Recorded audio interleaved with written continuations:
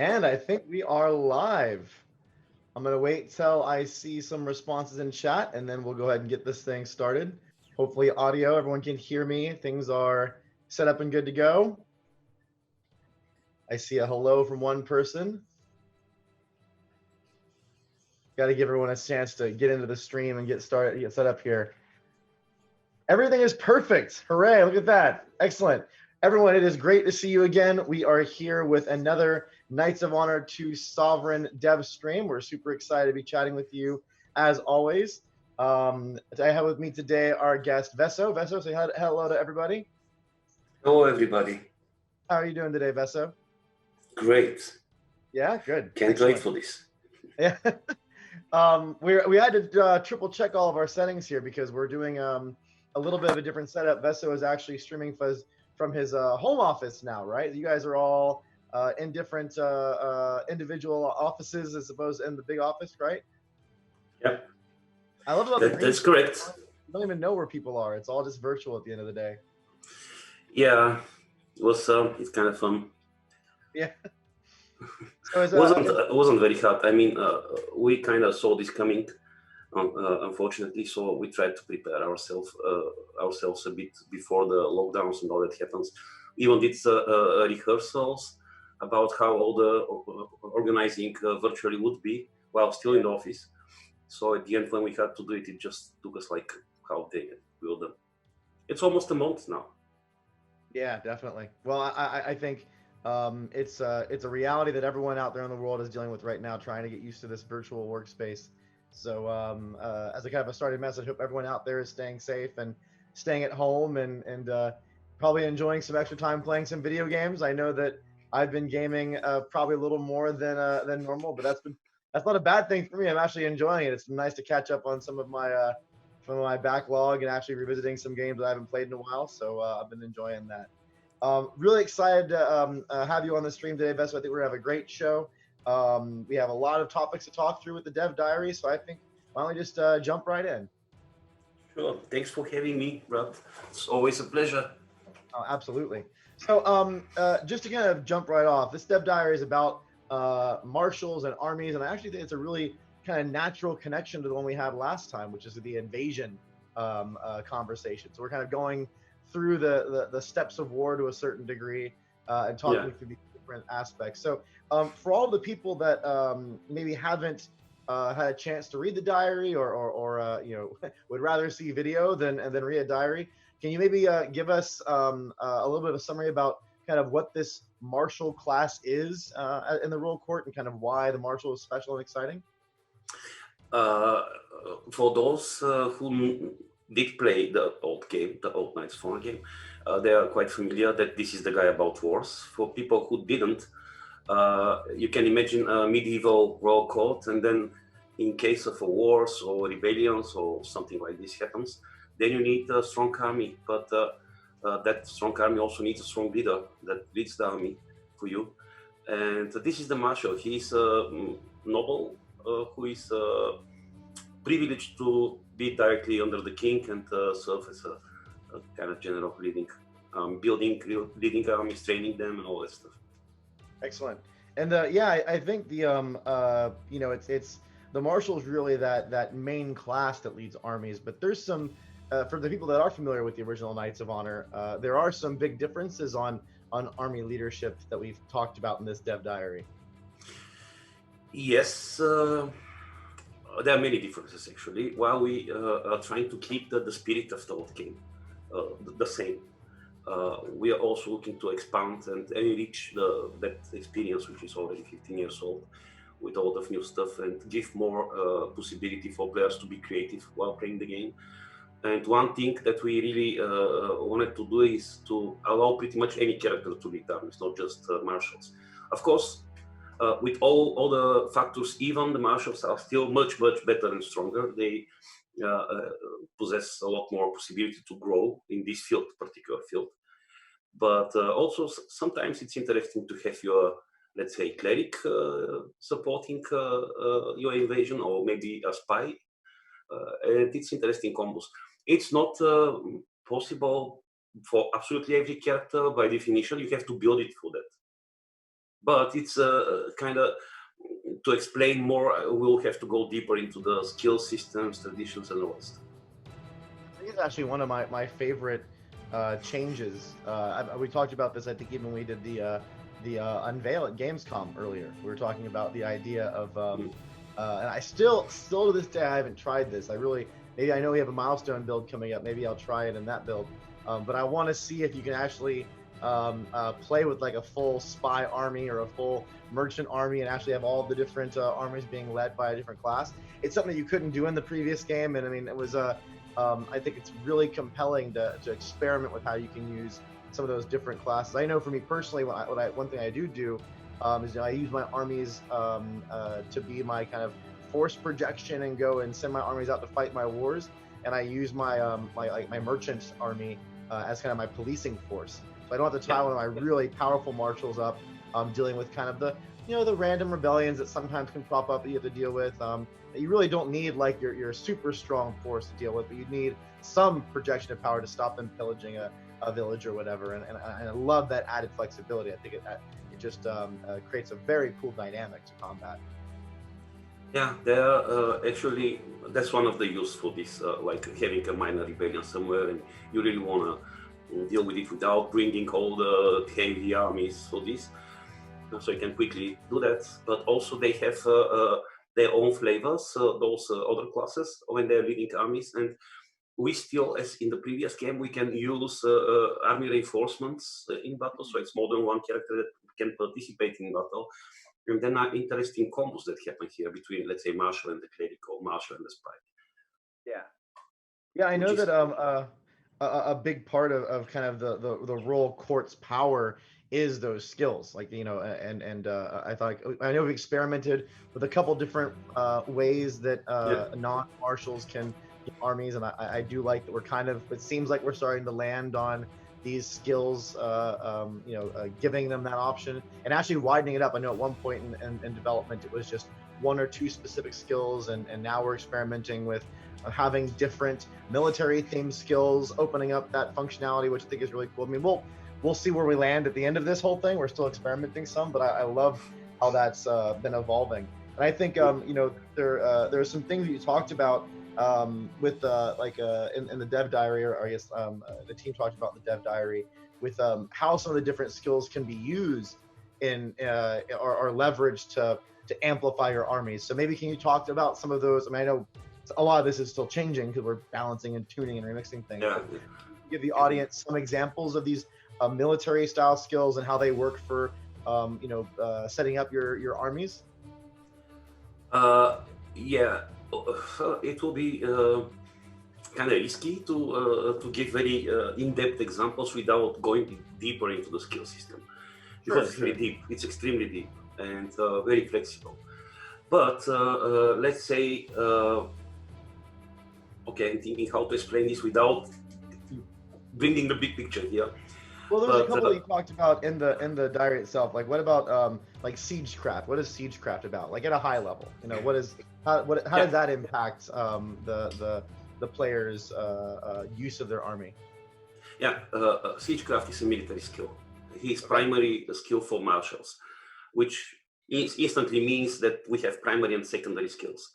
And just we'll scratch on the surface, but for every character it's possible to learn as secondary skills other skills which are primary for other classes, which gives them some additional abilities and stuff. So siegecraft is something which really improves the ability of your armies to lay siege or to defend on sieges, during sieges. Also, but that's not the only thing. It allows a more sophisticated siege equipment to be constructed and stuff like this. These huge trebuchet weapons, they actually was not in the reach for absolutely everybody back then. You had to have certain understanding and at least maybe some people who understand engineering and also can construct this efficiently or transport parts for it efficiently. So the skills has levels, just in the like in the old game, like 3 levels. And trebuchet is becomes available for you after you increase your skill enough. But then there is another thing. there are traditions for your dynasty. So you can imagine like in England, the archery was an important tradition, so to say. They're famous with their longbows, and there are a lot of funny cases where the king says, okay, there is a order by the king, 2 hours a day, all of the peasants are obliged to practice archer shooting. It's a real thing. So the skills, we can build the traditions over them, which improves the skills for everybody in your kingdom. And also, if your king learns and knows siegecraft, then it's logical for him to project this knowledge and push this siegecraft, his skills in that over his kingdom a bit. So there are many factors that work together to make you combine and craft your character. Wow. I really think that we're going to have a lot of deep dives in the skill system as we continue forward. I think there'll probably be a couple dev diaries down the road that go into specific skills. And I know that you kind of, for everyone that wasn't paying attention there, Veso actually teased out some functionality we haven't talked about yet, which is the which I love. I love it when I'm trying. See, I'm on your side, guys. I'm trying to get Veso to maybe talk about a couple things that you know, he doesn't want to, but it's still fun to see what I get him to say.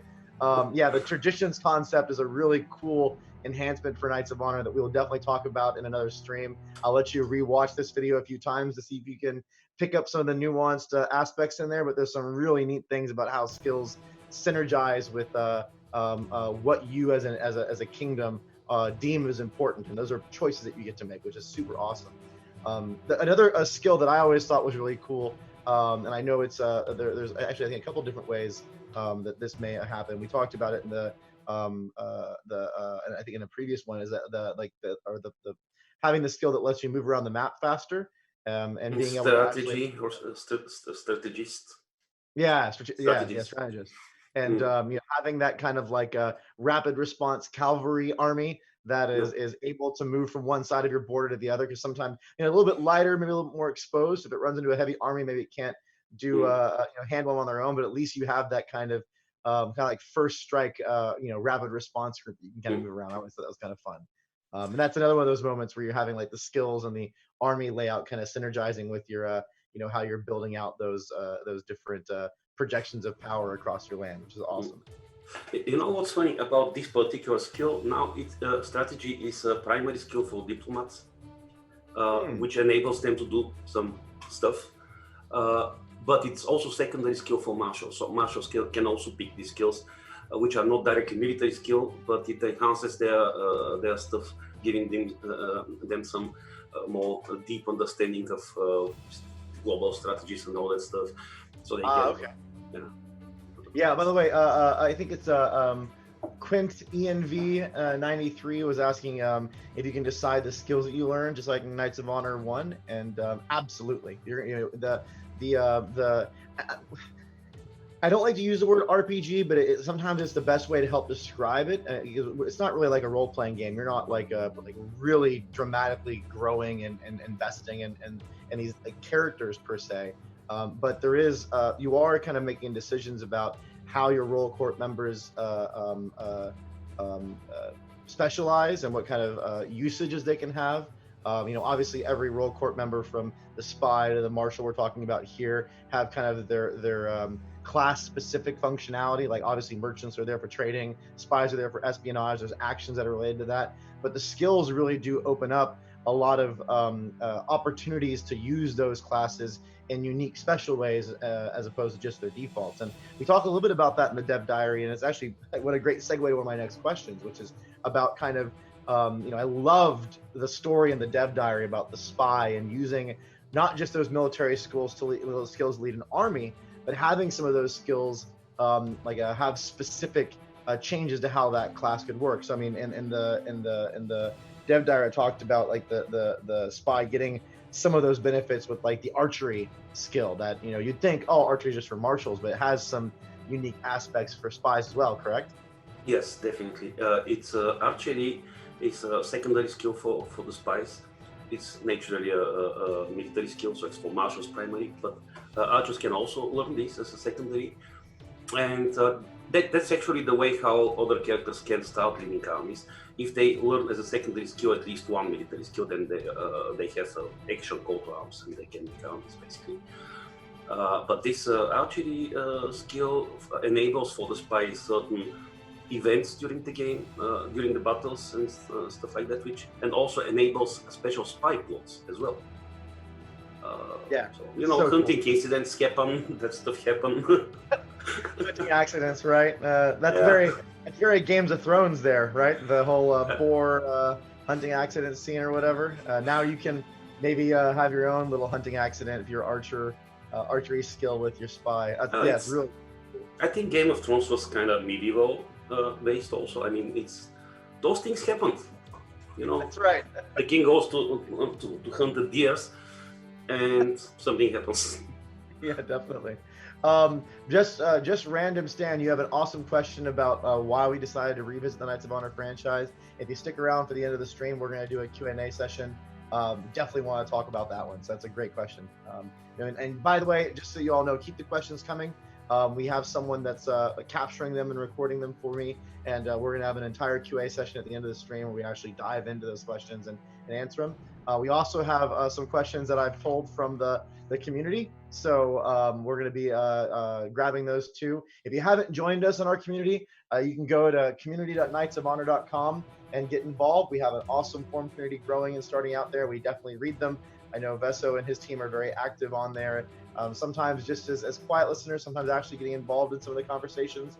And we take all the dev diaries are posted on our forums, and we take questions from them directly for every one of our streams. I'm sure Ivory Knight's out there somewhere. Yet again, you have an awesome question, Ivory. We're going to throw that out there at the end of the stream too. So please come on and get involved. We also have a Discord channel, a Facebook group. There's lots of ways for you to connect. So we welcome you to be a part of the community, and we're going to be taking those questions and answering them here a little bit later.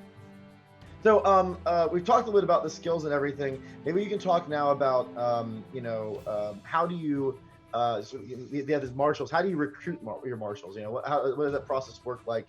And, how does the payments maybe similar or different from the original Knights of Honor?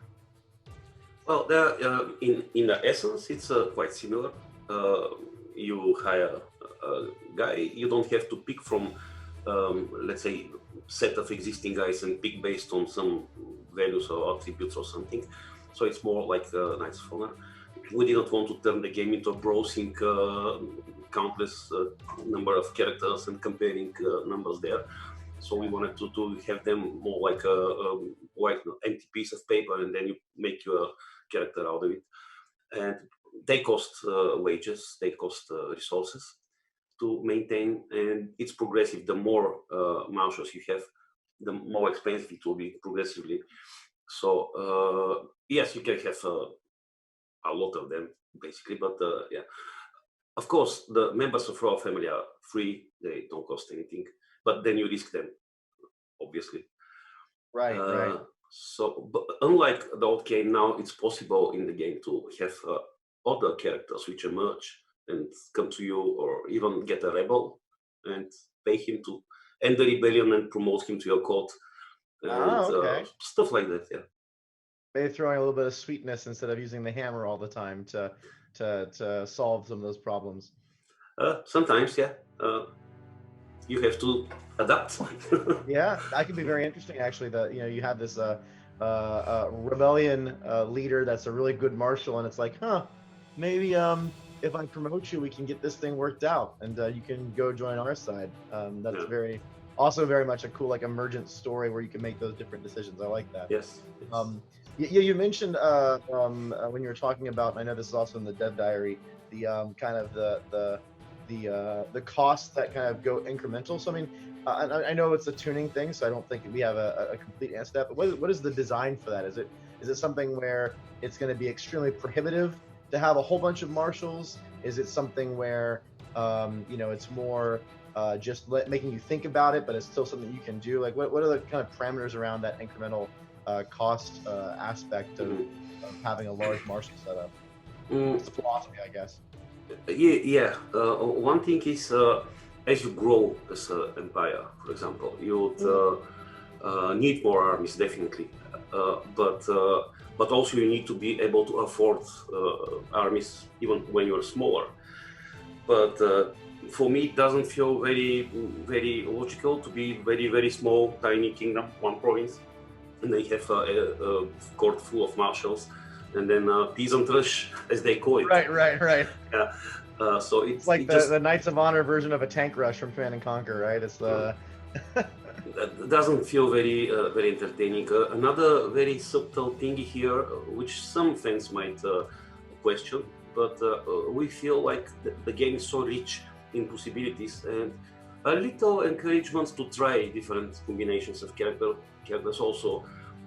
We are not insisting on that at all. Actually, I really cannot wait to see crazy streams with strange combinations of characters in course, like 8 Spies, for example, or something like that. Yeah. But yeah, that's in a nutshell. It's nothing so complicated here. Awesome. No, I like that. It makes a lot of sense when it comes to, having some. It's almost like a balancing act of growing your empire and deciding how large, or your kingdom, and how what you size of kingdom you want to have, and how you support that growth. And so the idea of oh man, I want to have a larger army. I want to field more marshals onto the field. I want to be able to project more power. Maybe I need to invest in growing my kingdom, whether it be developing the provinces I already have, or maybe going and taking what I have and picking off someone small next to me and getting their territory. I mean, I like that kind of gameplay aspect to it. So very cool. Are there any other before we move on to talking about armies more specifically? Do there any other maybe some cool aspects that you'd be willing to expose about marshals that maybe didn't get talked about in the dev diary? Something that you can tease the audience with? Well, there are many actually. In this dev diary, it was really going very only on the surface, not really getting very deep, because there are many aspects of it. One interesting thing probably that I guess will be very interesting for the fans to hear is we had to make a choice. If we have a battle which happens in the worldview and the battle which you lead yourself, what differences we are okay to afford? I mean, can we do something during the battle simulations in worldview, which is not directly possible to happen in battleview when you lead your armies, but will make the worldview much more interesting? We had a lot of meetings and discussing this in scones. There are a few things for marshals and not only for battles and all that stuff in the worldview, which are does not directly translate into the battlefield. But at the end, we had to choose which of those two things is leading, which leads the fun of that game, and we think the bigger game. As we spoke on the first dev diary, actually, the worlds that leads. That's the most important thing. So it has to be right. I didn't say much. Yeah, that's really. Well, hold on a second.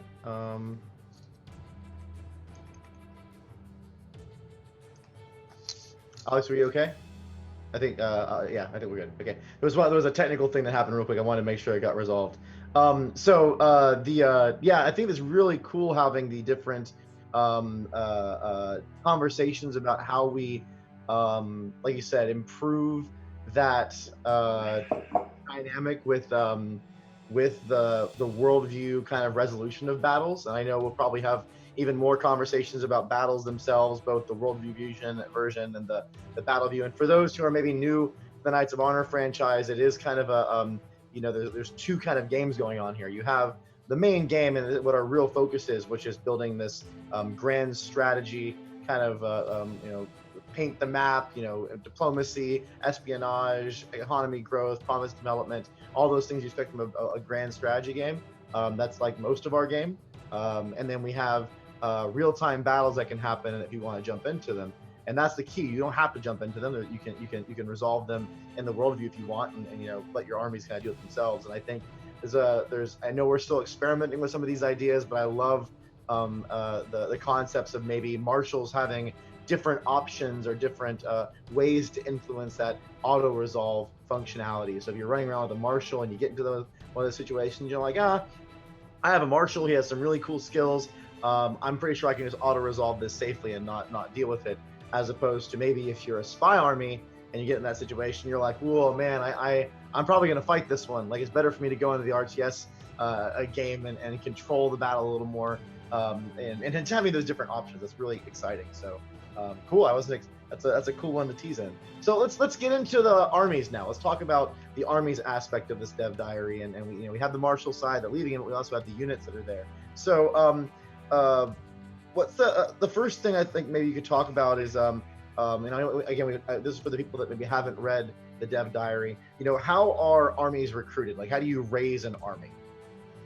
Well, for marshals, which naturally live on the map, it's pretty much like it was in the old game. They can go to any town we have control over and can recruit or just collect the garrison troops there. We tried to make it a bit more streamlined this time. So there are some interface issues with the old game do not exist in this one.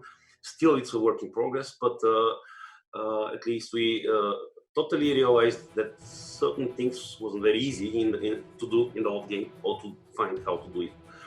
Other option would be, of course, mercenaries. You can go and when there are mercenaries available, you can hire mercenaries, but they're more expensive. You can even get the entire mercenary army and that's another way to have a marshal in your court. Not just recruit a guy, but get this Spanish company, join your court, and get the leader in your court as well as army. That's super expensive, but super powerful. And if you can afford it, if you can afford all the intrigues that comes with mercenaries, then you can can save you in some situations. And that's in a nutshell. There is nothing super strange here. Yeah, I know that something that I really liked about the recruitment aspect is that you recruit armies. Mainly, you're recruiting armies from provinces. You're going to a province and you're raising an army, and there's still some aspects that we're refining about what the cost of those things are. But it takes population to make an army, so you have to have some semblance of growth in that province in order to recruit a certain number of people, and you can't just go into a province and hire an entire army right out the gate. It takes a little while for everyone to kind of be ready for that. One thing that I also remember from the original Knights of Honor, and I guess you can, is this something that we're going to keep in Knights of Honor too, which is kind of having those some region-specific units, like units you can raise in certain areas. Is that something we're still keeping in this game? Yes, and actually we have more types of units than from the previous game, and we wanted to cover more areas and more get a bit deeper into the history of the world back then, the medieval world. So some exotic stuff is also available this time. Yeah, I always thought that you were telling the story about the British longbowmans, and just like I like the archery aspect. That's always something it was cool. So being able to go, maybe you don't start in kind of the British Isles area, but you get inspired to go go on a conquest adventure, so you can start recruiting those longbowmen yourself. That's kind of a neat driver and motivator to maybe pursue certain types of combat, not just for the territory expansion. Now, in the dev diary, we talk about squads kind of having a one second. So talking about how like the squads and like the battles themselves are getting a little bit bigger, and the squad numbers are a bit bigger, and we're gonna have kind of this whole idea of bigger battles. Can you give us some hints on kind of what we mean by bigger? Like, how much bigger are we talking about here? Is it like 300%? Is it 50%? Or you're not willing to say? Like, just so the audience has some reference on, what are we biting off? What can they be excited about? Well, the most typical case is just the usual marshal as we know it from the old game, and back then they could carry 9 types of soldiers, nine squads of. It's a metaphor. It's not really a squad like a small platoon or something. It's just a representation, like in RTS game, for a certain number of people. In old game, they were fixed. So you had a squad of, let's say, archers, and it was exactly 40 something or 50, I don't remember.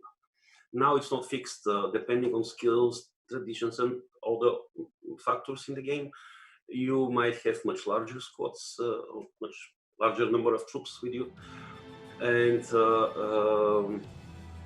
how much bigger there are skills which allows the marshals to carry more squads, not just 9. King naturally can carry more, and yeah, I've seen armies with 20 something squads in them. Wow. Yeah. So yeah, when one like this comes to you, it's very scary. You can imagine. You gotta figure out how you're gonna deal with that. So I'm sure as we continue to test, there'll be a lot of balancing changes to that. So anyone out there in the audience, don't sit there and go, "Oh man, 20 armies. That's 20 squad armies. That's gonna be it." You know, that always can change. Yeah. But it's a good indicator of how we're thinking about it. We're trying to increase the way that players can experiment with army layouts and squad layouts. That's really cool. I would like, sorry, just to add one important thing. It's not a technical limitation here. The technology which we have developed allows us to. We've tested battles with thousands of units, like tens of thousands or something. So it's a gameplay driven decision here. We're looking for certain experience, which we believe will capture the goodness of the old game and improve it. Yeah, it's actually, I think, my favorite aspect of the Knights of Honor franchise. It's something that I love about the first game, is it really was, and this does not mean simplified, but it was approachable. There was a lot of aspects to the design that allowed you to wrap your hands around what was going on. I mean, and don't get me wrong, I love strategy games. I'm a huge strategy game player, you know that. Oh yeah. And I spend countless hours playing these games. But I think that one challenge you run into is sometimes some games get out of control as you get further on. Like things just get more and more complex, and then you have hundreds of armies running around, and you're trying to manage everything, and your empire gets so big, and that can be really intimidating. And it's also when we have these kind of like really complex, large setups that can be difficult to even figure out where to start. Like you can't wrap your hand around what's going on in the game. And I love with Knights of Honor, even though there was a lot of depth and there was so much you could do and all these emergent gameplay opportunities, you still kind of had your hands around everything. And I thought that from a design perspective, that was a very clever way to still give the fantasy of this kind of kingdom ownership and exploring and fighting and managing a kingdom all over Europe, while still kind of keeping it within your head, keeping it under control. And that's a really nice way to balance it out. Now we talked a little bit about the different costs associated with armies in the dev diary and when you're recruiting squads. And something that I thought was really interesting that was talked about was that different types of squads may actually have different types of maintenance associated with them.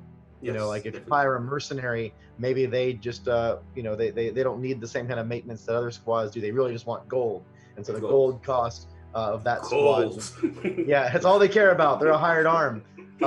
Is that something you can talk about more and maybe what are the different ideas we've been experimenting with there when it comes to different maintenance costs? That's a different concept. That's really cool.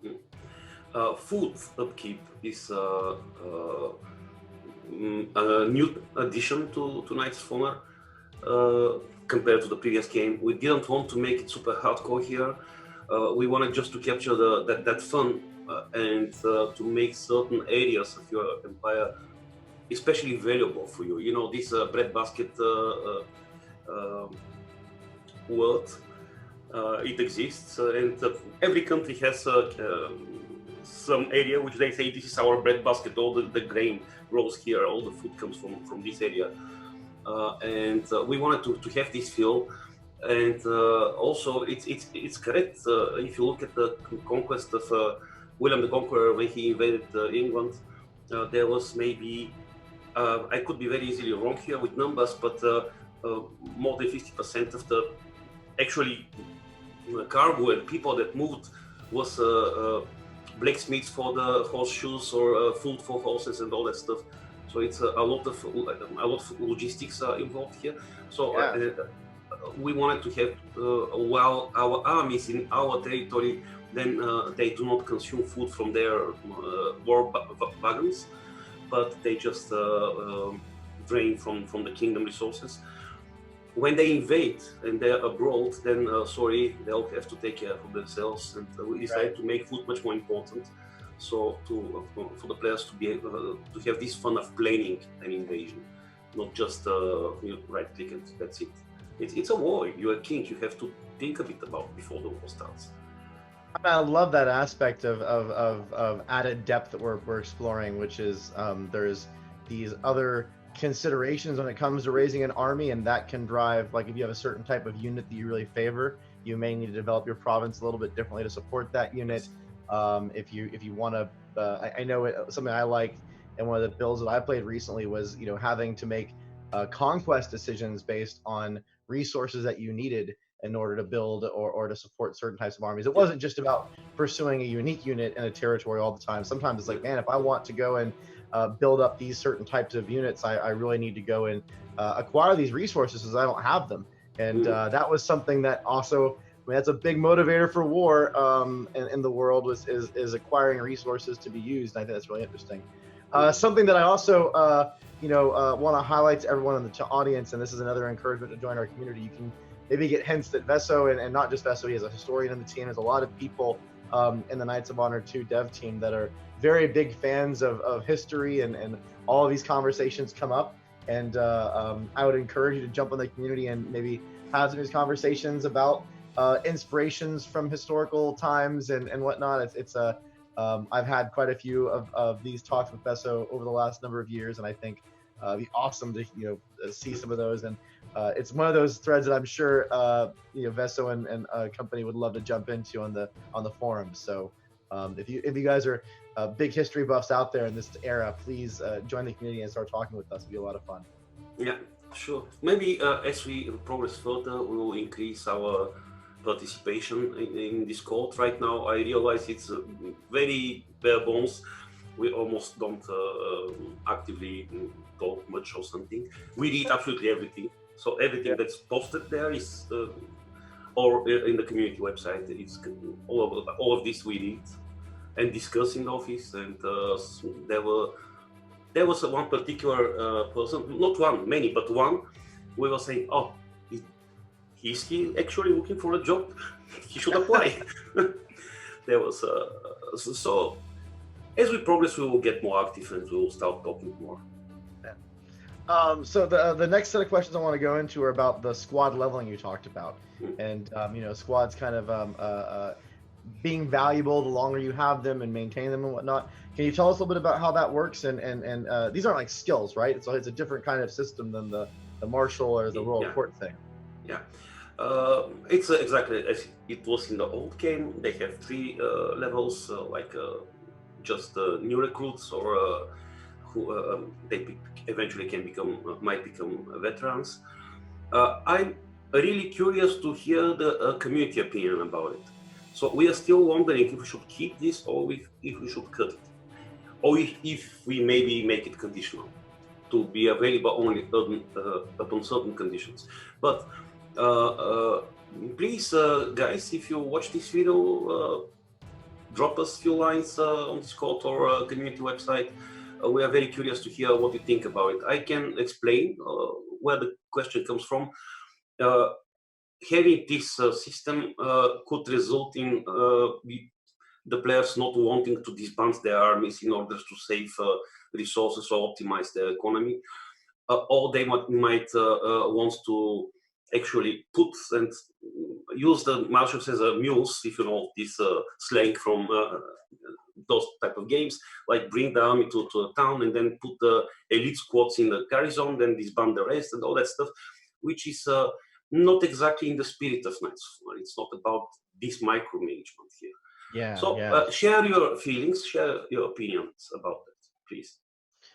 No, that's a really good commentary, and I think maybe the people that are watching, you're starting to see a little bit of how these dialogues go on. It's something that I think when you're not in game development and you're kind of looking from the outside in, it's really easy to go, oh, add all these features or add all this different stuff. It all sounds so great, but there is kind of this psychological component that you think about as the designer, where if you have certain features or certain aspects, it can drive behavior from a player. and that behavior may not always be what you're trying to incentivize or where the fun of the game is. It may sound fun on paper, but when you actually look at what the downstream impacts of those behavioral changes are, they may not result in the gameplay overall that you're really trying to elicit. And I think the way that you pose that question is very clever. That, you know, there's a balancing act that we're trying to play between micromanagement and macro management, and really trying to drive the strategy element of the game, as opposed to having to do a whole bunch of low-level decisions that can be fun. I mean, it's not always a bad thing, but if it's a lot of people min-max, they start figuring out the right ways to do things, and if you open up those opportunities, you end up kind of incentivizing those behaviors and not really incentivizing the kind of gameplay. So yeah, we'd love to have some dialogue with you all about, you know, what do we do when it comes to balancing out the growth and experience curves of units and how they gain experience and that kind of equity you build into them, versus the flexibility and being able to just make decisions based on what you're strategically trying to do, building an army, managing your resources of your kingdom, those kind of decisions. And so I think there's a really cool commentary. So that's an awesome question, and maybe we'll do a follow-up on that if people start talking about it. We'd love to have that active dialogue with you. Maybe we can talk about it a little bit in the next Dev Diary as well, or the DevStream as well. So the last question I want to ask is about and we talked about this a little bit, I guess, in the skills section, but there's the kind of comments about kind of skill and army makeup synergies, and, you know, having certain armies being balanced with certain skills, or certain squads being impacted with certain skills. I know it seems like there's so many different aspects here. We could almost do a Dev Diary on that alone. I mean, there's so many ways that skills and squads kind of tie together, it seems.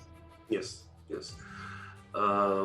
So an example would be, but again, this will be more very basic without getting very deep into that. But unlike the previous game, now the place where battle happens in the world, which has a lot of it's important where it happens, and there are skills which help certain squads to fight better in the given, let's say, in forests or in desert or something, yeah. Or in desert. So here I have to say this: we are not looking exactly the point where the battle happens. We are not looking at the province. We are looking in some larger area, and the metaphor is, which is actually rooted in history. The battles didn't happen in a moment or in a day. Often a battle could take like a week or 2 days or 3 days. There are different scenarios in history. So every time we say we have a battle in worldview, that actually means the metaphor is that those two marshals, they are maneuvering around in some area around where they engage. They are looking for best positions to get on the hill or whatever, depends. So we allow for this, and when you choose your place where you fight, then you have to think, to go back to the question of blood, you have to think, okay, my marshal has these skills, he has this army, this type of army, so what's my best place to fight, in which region, or where I would like to fight actually. Yeah. Or maybe you build him to fight on certain places. So if you live in a desert, if this is your kingdom, probably you would like to you know, have something which works better in the desert, and so on.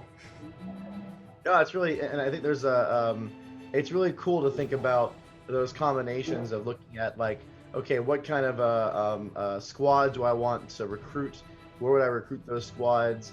What skill opportunities do I have with my marshals, and how do I kind of combine those? There's a lot of kind of like mental gaming, where it's like, okay, what are the different ways that I can put these things together and try different strategies? I think that's really cool. So awesome. Archery, for example, that's the most simple thing. Archery, for example, if the marshal learns this, and if this is the addition, then you'll have much larger archery squads. So I would probably like that. I like the range units. That's really cool. They don't work well in the forest. Yeah, except when we're in the forest, right? So last thing we're going to do, we have about 15 minutes left. Let's go ahead and jump into some questions. I'm going to be going back and forth between some of the ones that people posted on our different community aspects, as well as going through some of the ones that are answered to the stream. So we're going to start with a question from Discord, because this question came up twice from two different people. We have Vicious V and Beldroth that both asked, will there be any win conditions other than controlling all the provinces on the map in multiplayer? So if you don't know, audience, Knights of Honor 2 is going to be including some really cool multiplayer functionality. We're going to be talking about the multiplayer features in detail later. We're not going to be going into them now, but we are telling people that we're going to have a really exciting, as our hope, our target, our goal, to have a really cool multiplayer experience that you'll be able to play in the grand strategy world, where you'll be able to actually have you and a number of friends. We haven't decided exactly how many people are going to be there, but it's going to be more than 2. So it can be you and a group of friends that can play together. And the question, which I think is a really big one, and I'm glad it was asked, which is, are we going to provide different ways, different opportunities to win the game aside from just conquer all the provinces? Absolutely, yes. They are already there. Yesterday we had again a multiplayer session in the company. So and it was quite fun because it was with this home office thing, quarantine and all that stuff. So it's also a nice test for our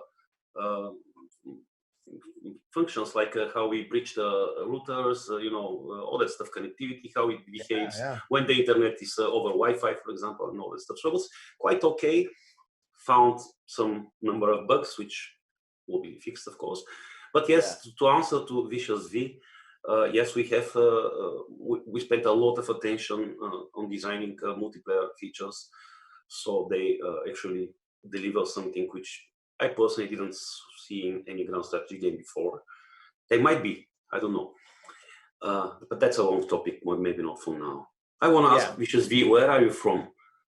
It's Vicious V and Beldroth, by the way. Both of those Discord users asked the exact same question. I don't know if Vicious is in the chat, so we'll see if he responds. But yeah, I actually really like, very much so, I like that we're exploring some really creative, and I'm not going to talk about them now. I'm going to hold my own self back. But there's some really creative ideas to make the multiplayer experience super compelling. And it's not going to always be about painting the map. There's going to be different types of things that you can pursue to win. And I think you're going to have a lot of fun with it when we get them out there. Yeah. So moving on to a forum question, I gotta give props to my bro Ivory Knight. He's there every week, or every Dev Diary. I love that guy, and his significant other, because I know that she likes the callouts too. So his question was, what was the balancing target with regards to the replenishment rate of troop resources of horses, food, and population? So for example, when I defeat a nation's army, how quickly can they rebuild another?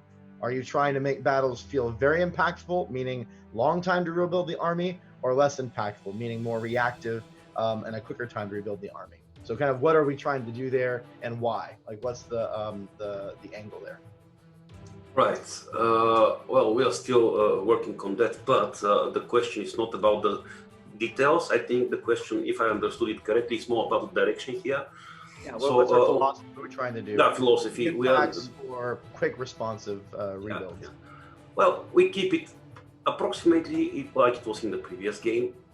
We experimented with several different balancing, touching the numbers and stuff. And there is this uncanny valley which can happen. For example, if we have it very, very, very different than the old game, then you start playing and something feels wrong. It might be even a better gameplay, but at the end it feels wrong. Yeah. Not like Knights of Honor. But with that said, we actually don't look for the battles to be really a devastating thing. You need population you draw from population, they grow, it replenishes slowly. You won't be totally destroyed by a single lost battle, or 2 or 3, probably, or 5. But if you prolong your wars, then exactly we wanted to capture this legend, actually history, like this kingdom, the king was very militaristic and very expansionist, and he was trying to conquer everything, and his kingdom drained out of resources of people, and the people population is very, very important. So you can really literally drain your kingdom life force, so to say, over long war with many losses. So if it's a successful war, still it could create difficulties, but won't be so devastating on the economy. But if you keep losing, then there comes a point where probably the nobles will kill the king. Yeah. I think it makes a lot of sense too, because you want to have an impact, but you also want time to have fun. And Yes. sometimes having fun is making a mistake and learning how to do it differently the next time. And if that mistake is the end of the game, or the end of your empire, that's a really big punishment. So I like the way we're talking about that. That makes a lot of sense. By the way, Baldroth and Kartacha are, Kartaka. I'm gonna one day get that name right, geez. Of course we got to give you something to come back for, right? Like you gotta get more people on the stream and get them coming back and wanting for more. So we can't tell you everything every time. We got to have a little bit of tease, a little bit of a dangle of the carrot. So yeah, come back and we'll be talking about the multiplayer stuff in more detail later. So let me grab some questions from the stream. So let's see here. We already answered the question. Quinty asked about, can you decide which skills you learned to like Knights of Honor 1? Yes, you certainly can.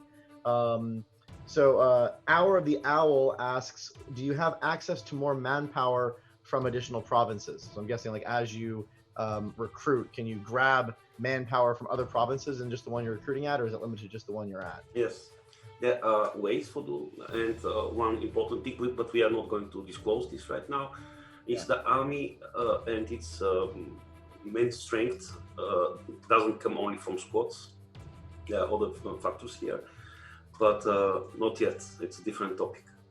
Okay. But yes, overall, yes. Okay. I know we answered this a little bit, but I'm going to ask you because I think it's just to clarify again. So Quint ENV asks, will individual divisions be bigger too? So bigger than Knights of Honor 1? What do you mean? The individual squads. The individual squads have more units. Individual can be. They could be. Could be much bigger. Yeah. It depends how you set up your stuff. Right. There's a lot of skills and other factors that kind of play into that. Okay. Yeah. Massim90 asks, will there be fog of war on the battlefield, or can troops hide in the battlefield to surprise the enemy? In Knights of Honor 1, it was difficult to flank as all units were always visible. Won't discuss anything about battles, I guess. Not that we don't have an answer, but we would like to have, if Brad also agrees on this, to have a bit more focused dev diary about those type of things. Yeah, that's I completely. I think the thing that would maybe worth mentioning is what are the things that we're exploring? What kind of are we exploring concepts where players will be able to flank or surprise enemies in the battle type gameplay? Are those things that we're thinking about right now? Or flanking, yes, definitely, of course. Okay. We had it in the previous game. I tried, Massim. I tried to get him to say something. Oh, that's funny. Sorry, you were gonna say something else? Sorry, go ahead. No, about the flanking, we had it in the previous game. Wasn't very clear when it happened. There was no visual or audio feedback about it. You feel it like it works, but the game doesn't tell you much about it. So we really are looking to fix a lot of those things in this one, but later about this. Okay. Let's see. Let me grab another question here. So Nikolai Ristov, I think, I'm trying to pronounce the name right, asks, speaking of skills, you split them into primary and secondary, which suggests that there are many. Most will be useful, that's for sure, but what's your approach of balancing the, quote, weaker skills to make sure none of them are, quote, useless? That's a tough question. It's a tough question. Well, when we design a skill, we always try to ask ourselves those questions. Why I need this skill? Why would I consider it? Why I would like it?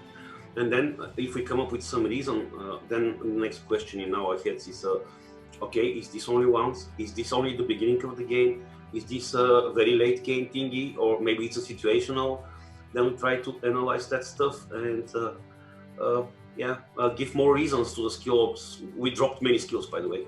They came on the table, we were considering them and didn't find enough reason for them to exist, so we decided to change them. However, our technology is extremely powerful in that regard, and we're data-driven here, so I guess modders can make their own skills to a big extent. Maybe not absolutely everything, but they can make skills. And also we count on you people. Once the game is a living thing, at some point you'll know more, you'll talk more, you'll play, you'll give us feedback, and we say, okay, community is right, we were wrong, so we'll fix it. That's simple. Yeah, I mean, it's probably, I think, when it comes to these types of games, and it doesn't matter how much you test and how hard you try and even in beta processes, as games come out and they mature, players start figuring out ways to use skills different ways, and that can definitely be a balancing act of trying to figure out and identify where those opportunities are and adjust the skill balancing. I mean, even look at some of the longest life games out there, games that have been around for 5-7 years. They're still experimenting with skill balancing and games like even World of Warcraft, right? They're still tuning things all the time. So it's going to be a constant adventure where it really comes down to how much you all get involved in the discussion with us and help us understand how things work as you play more and more, and so we can discover how to tweak and hone those things. So good answer. I like that. It's a hard question to figure out to respond to. Let's see. Let me grab another one from the community. Beldroth TV asks, we had visually 2 different types of castles in the first game. Are we going to have more this time around? Yeah, many more. Yeah.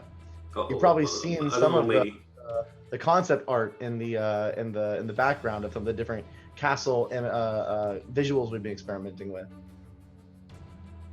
Yeah, many more. Well, not many, not like tens or thousands or something. Oh, you heard it here. Veso's promising 400 different types of castles there. No. We try to cover the most major regions in the world a bit more in depth. And, yeah. So, what? By the way, I'm not going to answer this as a question, but I thought it was a neat comment. Is it? I'm trying to read this name here on my list. Is it something Black? Sirius Black said, "Can you imagine Knights of Honor 2 to become the first strategy battle royale game?" That could be interesting. Maybe there could be some cool ideas there. Who knows? So I want to go to the question that was asked. This is a good question to end on. It was asked by just a random Stan that said, "What made you want to revisit the franchise, and how do you plan on keeping the spirit of the original within Knights of Honor 2, while still moving the needle forward, while still innovating?" It's a big question, but I think it's one that's Veso, especially with you, this franchise is very near and dear to your heart. I know how much you care about this game. We talk about that a lot when it comes to even our conversations. What made you want to come back and do this again? Like, why are you doing this, making this sequel? If we exclude my personal love for this game, I don't think we should exclude that. I think you should include it. Well, yeah, of course, but it also had to make sense. I mean, I believe it makes sense. There is a room for a game like this. I wonder why I didn't see anything like this, or in this real-time strategy, but also grand strategy and all that stuff. This particular set of features I didn't saw after Knights of Honor actually covered. I would say I didn't play every game on the world, but still. And also the personal thing comes. It's a I love it, and it's not only me. Other people with which I work also love it, and it's interesting thing. It's like going back in time, trying to do the same thing, but with your mind, which is kind of older and presumably more experienced. We'll see about that. But yeah, and I want to play it myself. To be very honest, I really want to play it. Okay. Yeah, I think it's something that you've said to me even back when we first were talking. It's that looking back at a project that you made when you were in your earlier parts of your career, and it's funny because you can look and go, man, made a lot of mistakes, a lot of things that probably shouldn't have done, and my older self would have known. Okay, let's do let's learn from years and years of experience. So taking that experience and leveraging it. Making different mistakes, leveraging those years and years to to hopefully make a better version of a game that you love. So that's it's a great sentiment, and it's I think one of the reasons why and hopefully people have seen this from THQ Nordic. We like getting involved with developers that really are passionate and care about what they do. It's the way that we drive our decision-making process, and it's the way we drive our release timelines. And one of the reasons why we're not talking about when this game is coming out quite yet. We're giving kind of a vague window, but we're going to let the game go so that Veso and team have a time to make the best version we can. It's about kind of making the games that we all want to play, and I think that Veso summed that up quite nicely. I think all of us that are involved in the project can't wait to play the game ourselves, and hopefully we do it right. That's what we're aiming for. Everyone, thank you very much, Brad, for being so supportive and so great partner in this. I mean, it's a big pleasure to be part of that thing. Yeah, absolutely. You're welcome, and I can't wait to play it too, for sure. Luckily for me, I get to play a new build tomorrow, so I get one up on all the fans out there. I'm playing it early. It's already uploaded. Oh, there you go. All right, cool. So I have some fun there today. Everyone, thank you so much for joining the stream today. Hopefully you had a good time and learned a little bit about what we're doing on the project for Marshals and Armies. So our next dev stream, Dev Diary, is targeted for 4 weeks from now. Goodness, I should have had the date pulled up and ready to go. It's going to be on culture. That's the plan, right, Veso? Do I have that right?